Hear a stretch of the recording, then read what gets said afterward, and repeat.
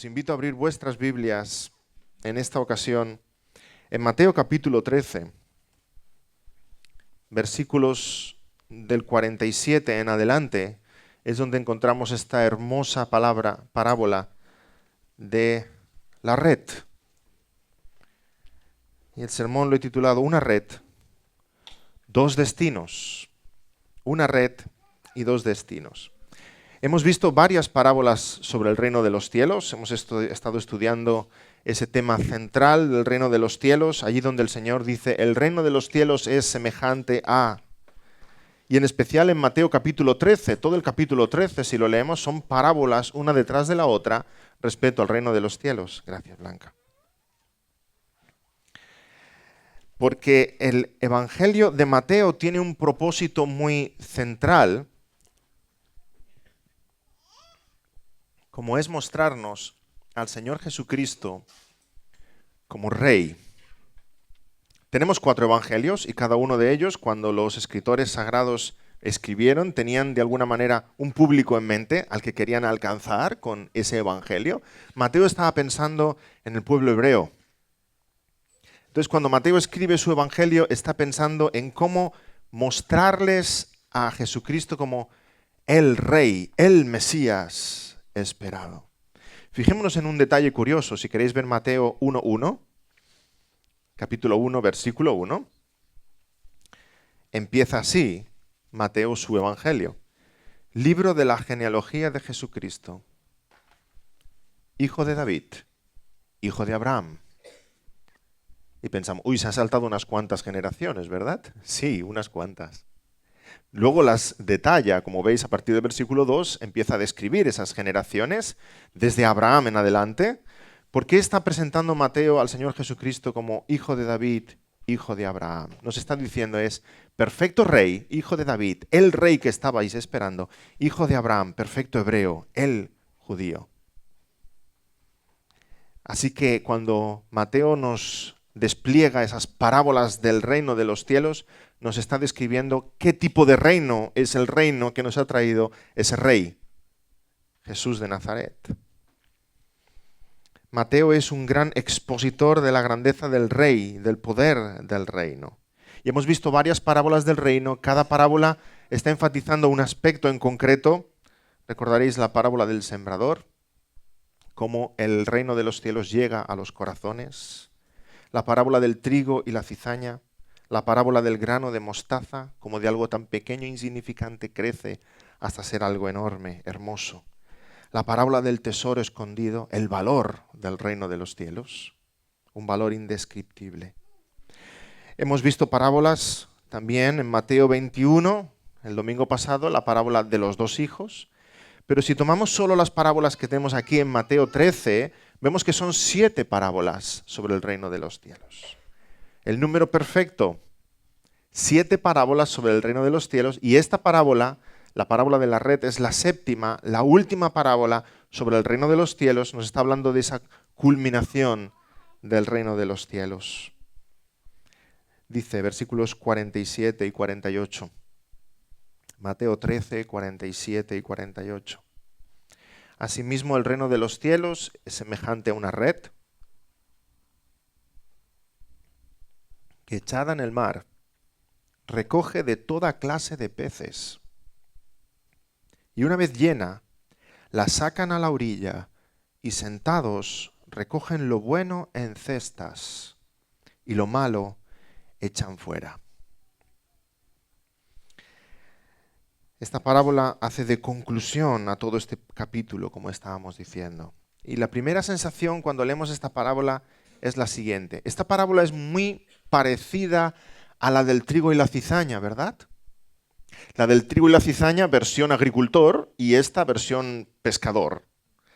Pero son muy parecidas, ¿verdad? El trigo y la cizaña, ¿cómo era? Crece el trigo y crece la cizaña juntos en el mismo campo hasta el día de la siega. Entonces los segadores, dice el Señor claramente, que son los ángeles, cortan el trigo y la cizaña. El trigo es guardado y la cizaña es echada en el fuego.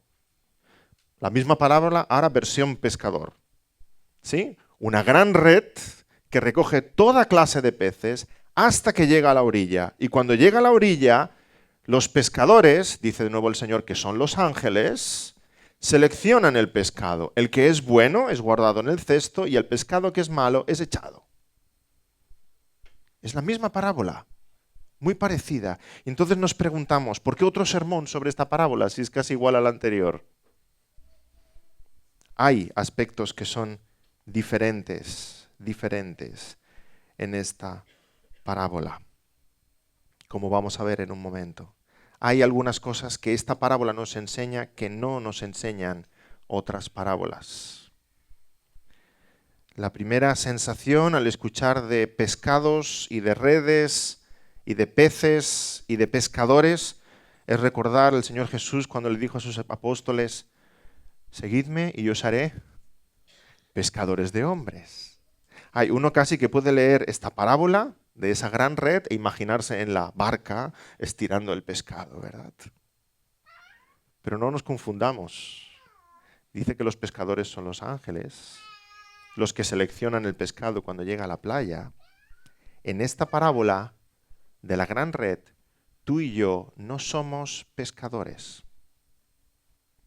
En esta parábola de la gran red, tú y yo somos pescado. ¿Sí? Somos pescados por la gran red, arrastrados por la gran red, llevados durante un tiempo, durante nuestra vida, por la gran red, hasta llegar a la playa. Y entonces en manos de los ángeles somos seleccionados. Lo que es bueno y lo que es malo. Lo que es bueno es guardado en cestos, o siguiendo la parábola del sembrador, la parábola del trigo y la cizaña, es atesorado, es guardado. Lo que es malo es echado. La cizaña era echada al fuego, decía literalmente. Aquí se nos dice que el pescado malo es echado, desechado en la arena.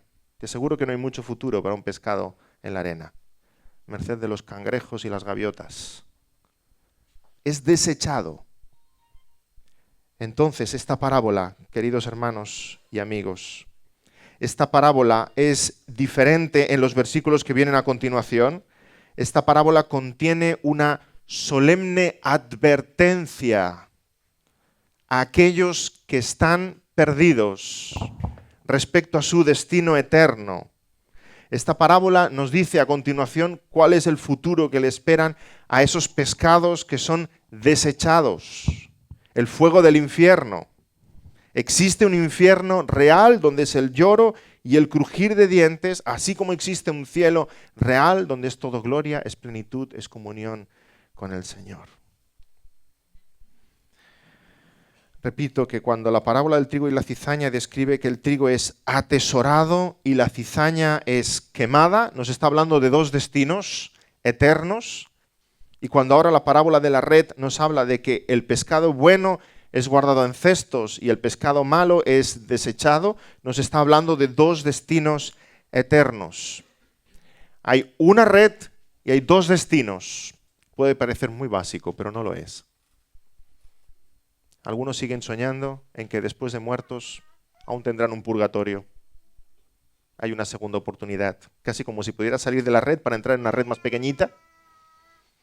Otros siguen soñando en la reencarnación, como si pudieras escapar de la red para meterte en otra red. Nos está hablando el Señor en su sabiduría y en un lenguaje que nosotros podamos comprender cuál es su plan. Hay solo una vida y todos continuamos en el curso de esta vida hasta la playa. Y allí el juicio. Y no hay más. Y es en esta vida donde hemos de tener esa certeza de quién soy. ¿Y en manos de quién estoy? ¿Y cuál es mi destino eterno? Una red, dos destinos. Así con el reino de los cielos. El Evangelio, el mensaje del Evangelio ha sido diseñado por Dios de una forma perfecta para recoger peces. Para recoger peces. Tiene un propósito perfecto. Es echado en el mar y atrapa todo tipo de peces. Y aquí estamos todo tipo de personas, de todas las clases. Pero el protagonista en esta parábola es más bien la red.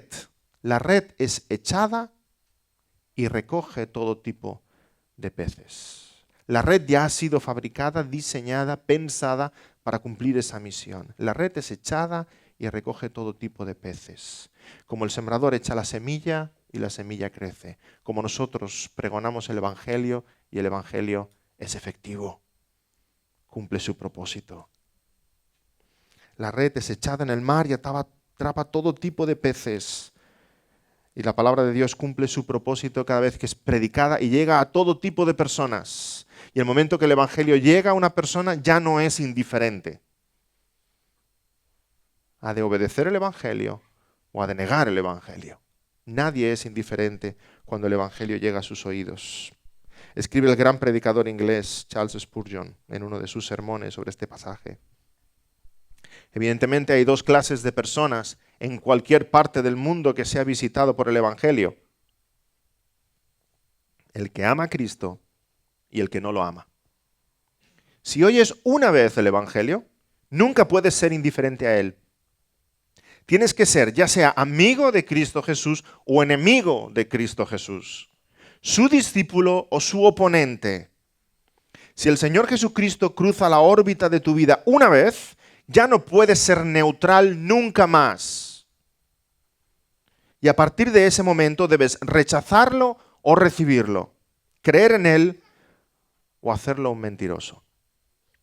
Yo quisiera que cada uno de ustedes reciba y se aplique esa misma y solemne verdad, para que nadie se considere fuera del alcance de mi sermón.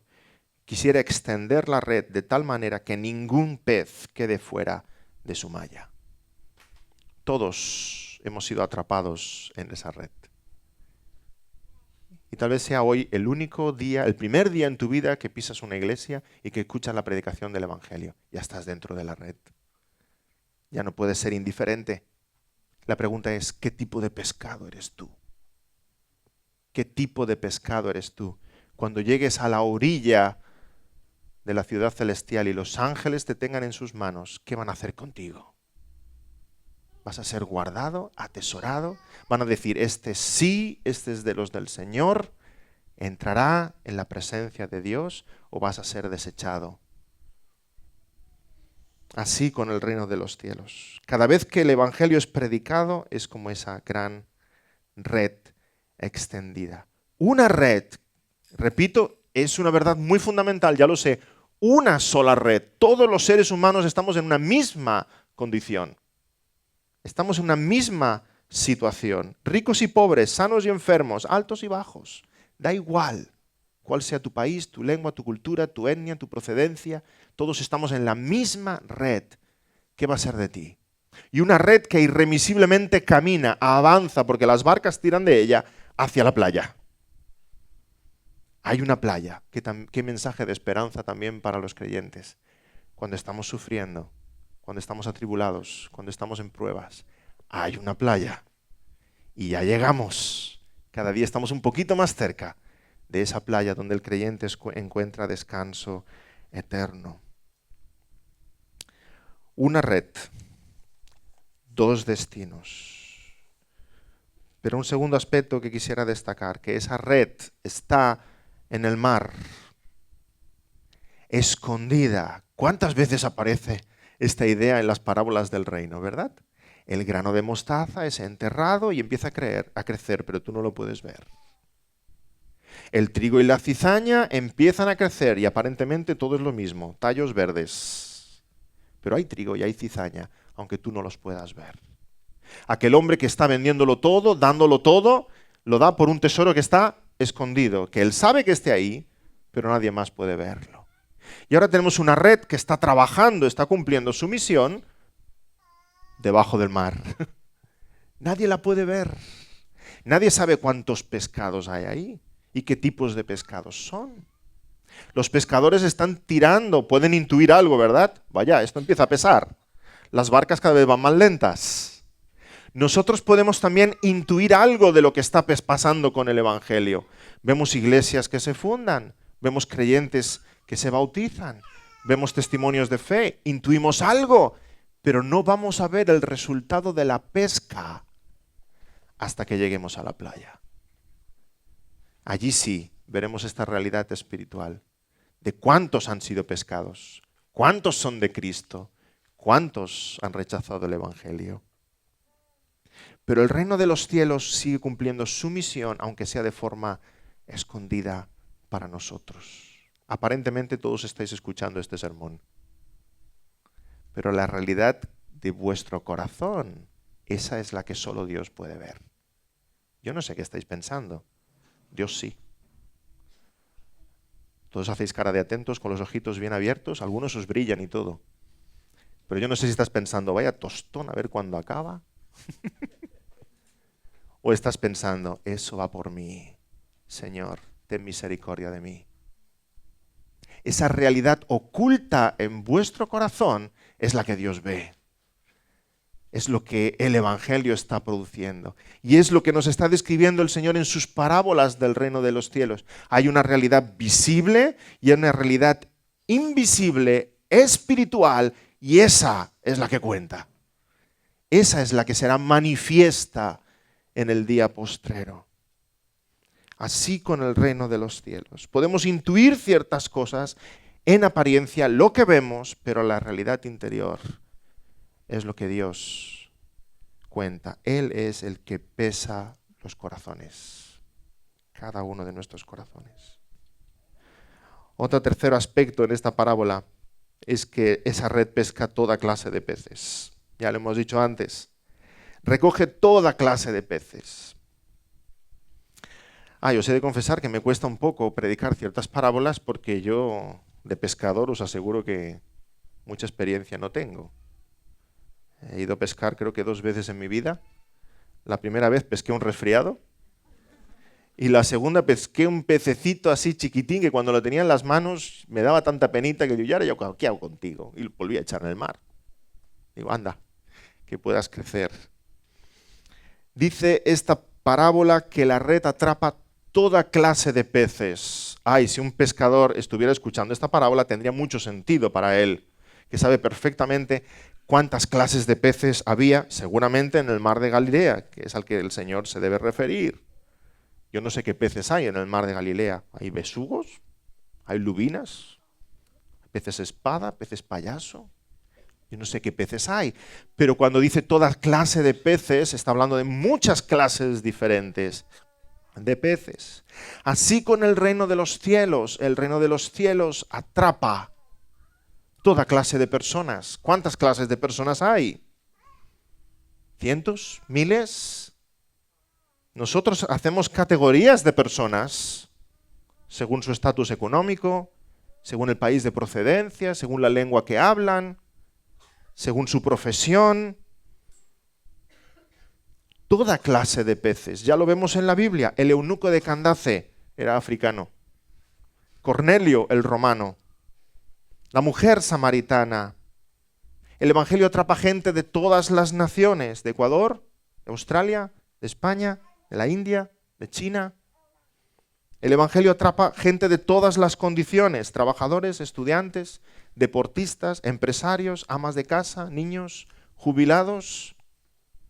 El Evangelio alcanza todas las razas, todas las lenguas, todas las culturas, todas las épocas, desde un ejecutivo de Manhattan hasta un campesino de Zimbabue.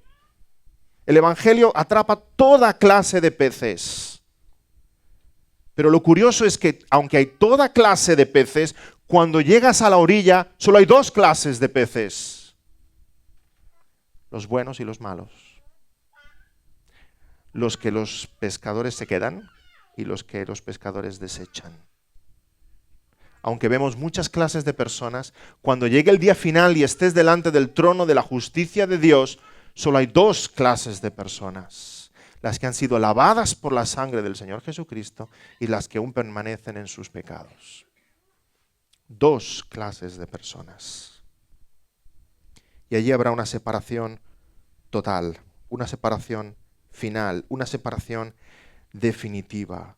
Se nos dice que cuando la red está llena, la sacan a la orilla y sentados recogen lo bueno en cestas y lo malo echan fuera. A ojos de Dios solo hay 2 tipos de persona: los suyos y los que aún están en las garras del diablo. solo hay dos tipos de personas: los buenos y los malos.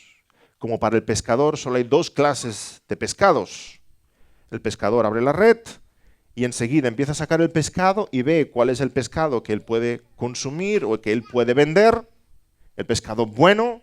Y también de aquello, recordemos, de aquello que sacaban del mar, habría unas leyes para los judíos de cuáles eran los animales del mar que eran inmundos y lo que eran legítimos. Así que ellos tenían que seleccionar: esto es bueno, esto es malo. No todos los peces se pueden comer. Yo estoy convencido de que si el Señor hubiera vivido en el siglo XXI y hubiera estado por aquí, no voy a ser irreverente, es verdad lo que voy a decir, yo creo que hubiera hecho una parábola sobre los bolets. ¿Sabéis la costumbre catalana de ir a buscar bolets? Yo recuerdo de niño una ocasión en que fui con mi abuelo Esteban, subimos desde Sant Celoni al Montseny, al Montnegre subimos, y íbamos con nuestra cesta a buscar bolets. Y mi abuelo iba cogiendo bolets aquí y allá, pam, pam, y regresamos a casa con una cesta hasta arriba, que pesaba. Entramos en la cocina, la pusimos encima de la mesa, y entonces mi abuela se la miraba, y cogió aquella cesta, y con mucha paciencia empezó a escoger. Y unos los ponía en la olla y otros los ponía en el cubo de la basura. Y mi abuelo se lo iba mirando como ella iba discriminando. Mi abuela era la que iba a cocinar, ¿verdad? Ella conocía mejor que nadie los bolets, las setas, cuáles eran buenas, cuáles eran malas. No era por el aspecto, no era por el tamaño. Incluso para aquellos que no entendíamos de bolets, como yo, me lo estaba mirando y pensando: ¿y ahora por qué he tirado este a la basura si es tan grande y tan precioso? Pero ella sabía que no se podía consumir, que no era bueno, que era venenoso, que era peligroso, aunque para mí fuera un gran misterio. Así con nosotros los seres humanos. Dios sabe, Dios discrimina, Dios comprende, Dios lee los corazones, Dios sabe dónde estamos cada uno de nosotros. Y en el día final, como estos pescadores escogen lo bueno y lo malo, Dios va a hacer separación entre los que son suyos y los que no son suyos. Los que van a la vida eterna y los que están condenados en sus pecados. Los que son sus ovejas y los que no son sus ovejas. Así como separaban los pescadores el pescado. ¿Cómo será esa separación, hermanos? Y es una doctrina muy impopular hablar del infierno. ¿Cómo será esa separación? Será una separación definitiva. Aunque los peces dentro de la red conviven por un tiempo, cuando llegan a la playa van a dos destinos diferentes y es una separación definitiva, final. Aunque a lo largo de la historia hay personas de todo tipo, los dos van a dos destinos diferentes. Aunque hay naciones, hay culturas de todo tipo, hay solo dos destinos. Os voy a decir más aún: aunque estéis dentro de una iglesia y llevéis una Biblia debajo del brazo, estad seguros de cuál es vuestro destino eterno, porque no te salva ser una persona religiosa, ni cumplir con lo que los demás esperan, sino haber sido lavado en la sangre de Cristo. Qué triste sería pensar que aunque estamos todos aquí escuchando un sermón, hay algunos de nosotros que no van a estar en la presencia de Dios. Una sola red, dos destinos eternos. Es una separación para siempre, es una separación definitiva.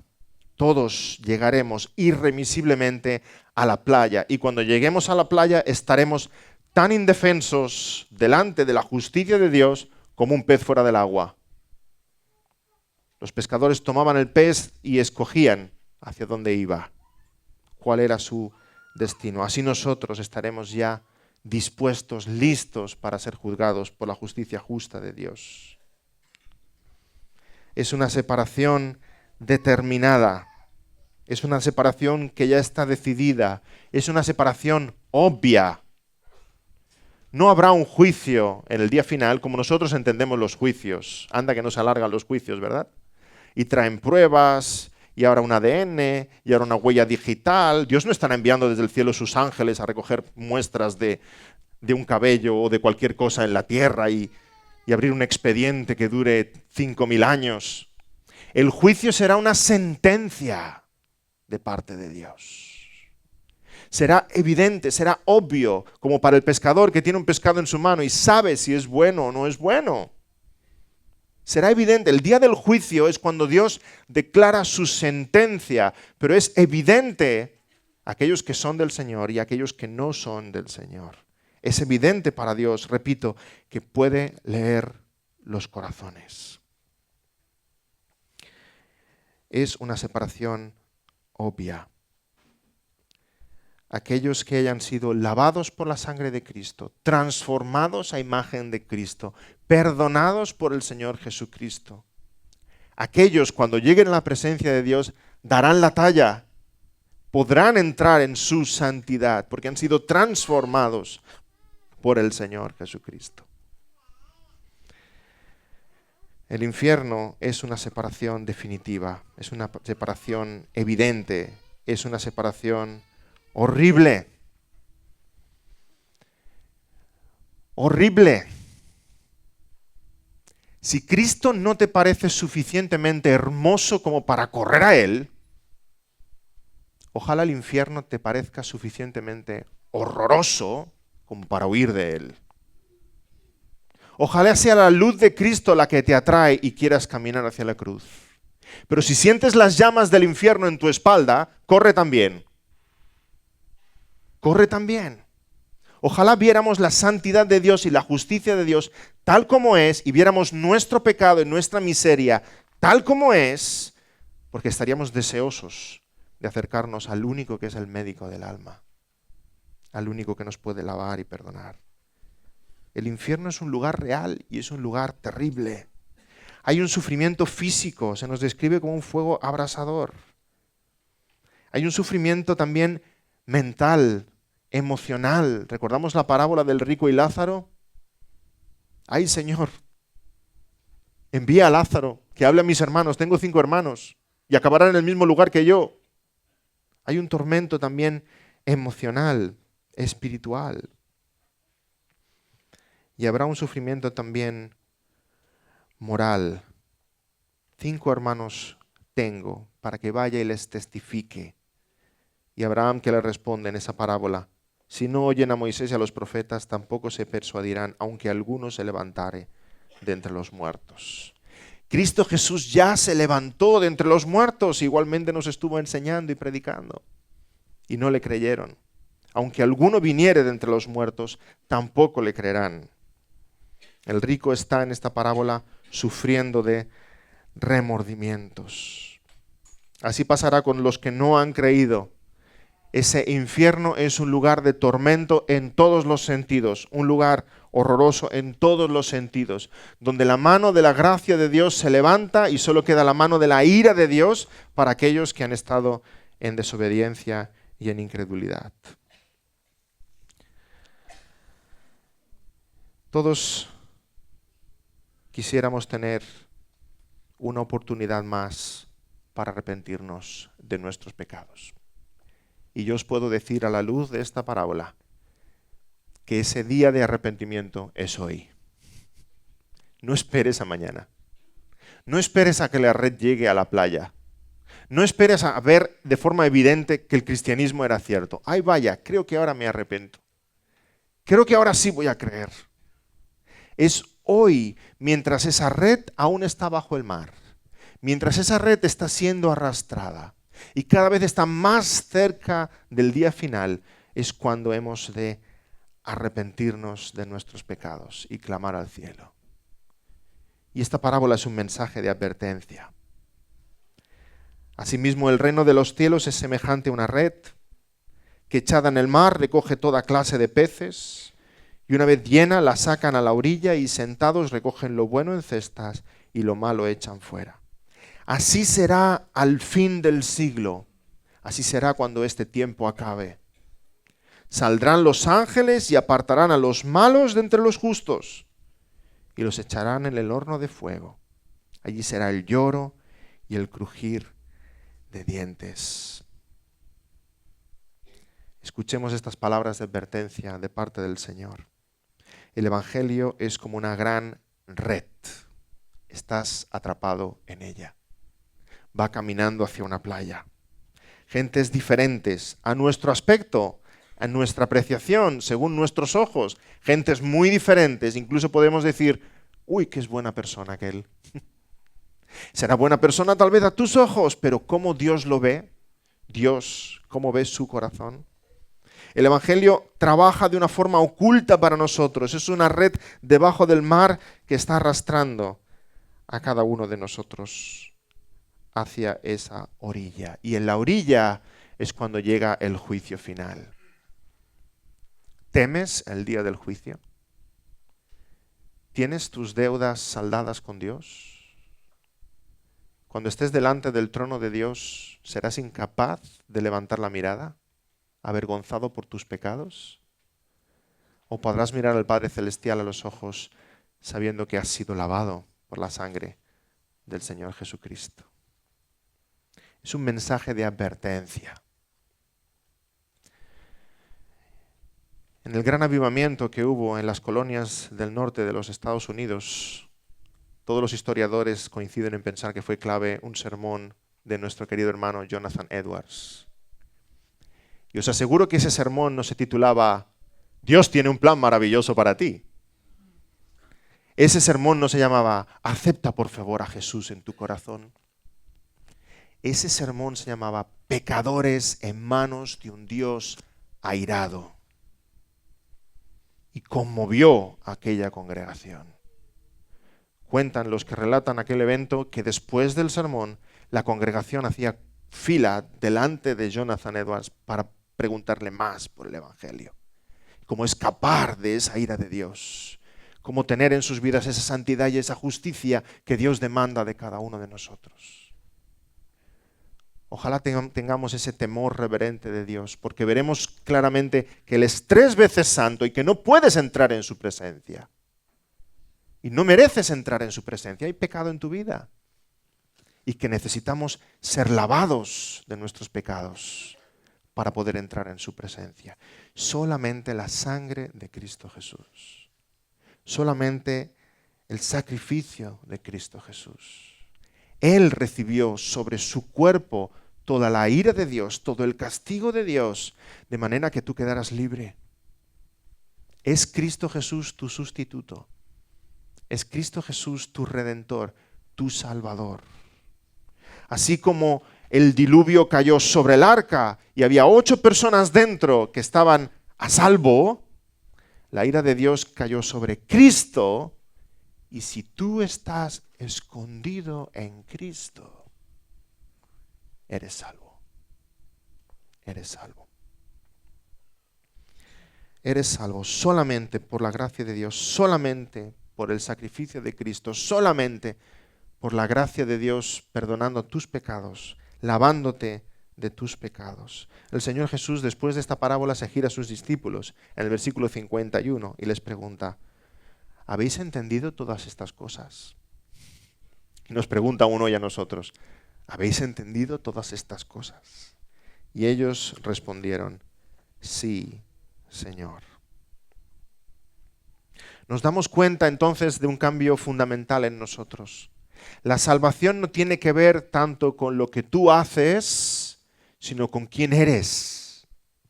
¿Con quién eres? ¿Cómo eres? ¿Quién eres? ¿Qué tipo de persona eres? ¿Eres de aquellos que aún permanecen en sus pecados o eres de aquellos que han sido lavados en la sangre del Salvador? Dios quiera que no seas como la semilla que cae en tierra dura, que dura pocos minutos y viene un cuervo y se la lleva. Que no seas como la semilla que cae entre espinos, que crece, pero también crecen los espinos a su lado. Que huyas de esa doblez en tu corazón. Que no haya un yo cristiano y un yo mundano, porque los espinos acaban ahogando el trigo. Dios quiera que seas como esa semilla que cae en buena tierra, que crece y da mucho fruto. Dios quiera que seas como ese grano de mostaza, que el Evangelio en tu corazón crezca hasta hacerse grande, espléndido, y cambie todas las áreas de tu vida. Dios quiera que seas como ese hombre que encuentra un tesoro escondido, que con gozo estás por encima de todo lo terrenal, porque sabes que aquello que otros no ven es aquello que tú posees, un tesoro en los cielos que nadie te puede robar. Dios quiera que seas trigo y no cizaña, que en el día final seas cortado y seas atesorado en la casa del Padre. Dios quiera que seas buen pescado, que cuando la red llegue a la orilla seas guardado en cestos y llevado también a la casa del Padre. Dios quiera que en el día final tú seas del Señor. Dice el Señor, mis ovejas oyen mi voz y yo las conozco y me siguen. ¿Estás escuchando la voz del pastor? ¿Está tu corazón respondiendo? ¿Quieres seguir a Cristo? Dice el Señor en Juan 5:24, el que oye mi palabra y cree al que me envió tiene vida eterna y no vendrá a condenación, mas ha pasado de muerte a vida. Una red, dos destinos. ¿Qué clase de pescado eres tú? Ojalá puedas decir, yo soy bueno, no por mis buenas obras, porque Él me ha hecho bueno, porque Él me ha cambiado, porque Él me ha perdonado, porque Él me ha transformado y porque ahora tengo esta esperanza de que cuando llegue al día del juicio final, yo podré decir, Padre, tu Hijo ha pagado por mí. Soy heredero de la ciudad santa. Y puedas ver esa túnica blanca puesta sobre ti y los ángeles pongan ese anillo de oro y esa corona en tu cabeza y puedas entrar en la presencia del Dios que es 3 veces santo. Y allí cantemos juntos, gloria al Cordero. La salvación pertenece a Jehová. El mérito es suyo. Es Él el que nos ha transformado por su gracia.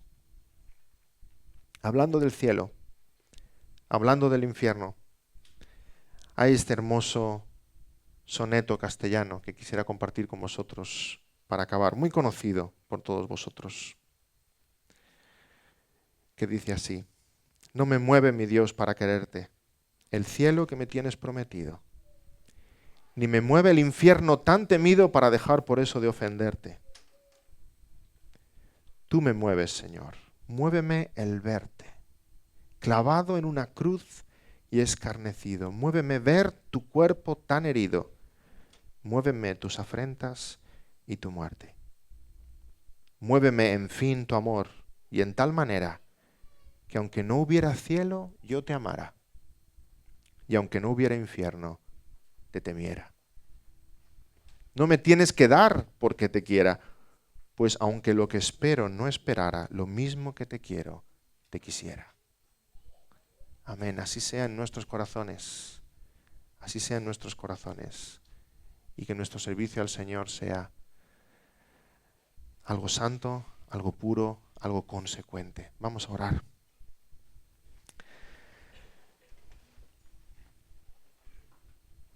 Queremos darte gracias, Señor, por lo que tú nos has revelado como pueblos tuyos, como hijos tuyos. Tú como amigos nos explicas, nos revelas cuál es tu plan, cómo es el reino, Señor. Y en esta parábola de una red arrastrada hasta la playa, cargada de pescado. En esta parábola, Señor, en que los ángeles escogen lo bueno y lo malo. En esta parábola, Señor, aprendemos tanto de ti y de lo que tú esperas de nosotros y de lo que tú vas a hacer. Te pedimos, Señor, que vivamos con esa esperanza de saber que nos acercamos a la playa y que realmente el final está cerca. Que nos acerquemos, Señor, con ese temor y esa reverencia de que hay un juicio y de que hay una condenación eterna para aquellos que no están en ti. Que nos acerquemos, Señor, también con este gozo de saber que aquellos que somos tuyos, que hemos sido comprados, que hemos sido redimidos, vamos a estar muy pronto en tus brazos. Vamos a estar muy pronto gozando de la ciudad eterna. Vamos a estar muy pronto disfrutando de todas tus bendiciones porque todas tus promesas son ciertas y tú las vas a cumplir. Señor, te pido muy en especial por aquellos que aún no creen, porque esta parábola, Señor, para aquellos que escuchaban en el siglo I y aquellos que escuchamos hoy en el siglo XXI, es una solemne advertencia de que realmente es cierto que falta poco tiempo, de que realmente es cierto que hay un juicio, de que realmente es cierto que hay dos destinos, igual como uno es tremendamente glorioso, el otro es tremendamente terrible. Señor, que tú pongas un temor reverente en el corazón de todos los que estamos escuchándote. Un temor reverente que nos mueva a la santidad, a la obediencia, a la consagración. Que nos alejemos del pecado, que nos alejemos del mundo, que queramos seguirte y servirte a ti, guiados por tu Espíritu. Te lo pedimos en el precioso nombre del Señor Jesús. Amén.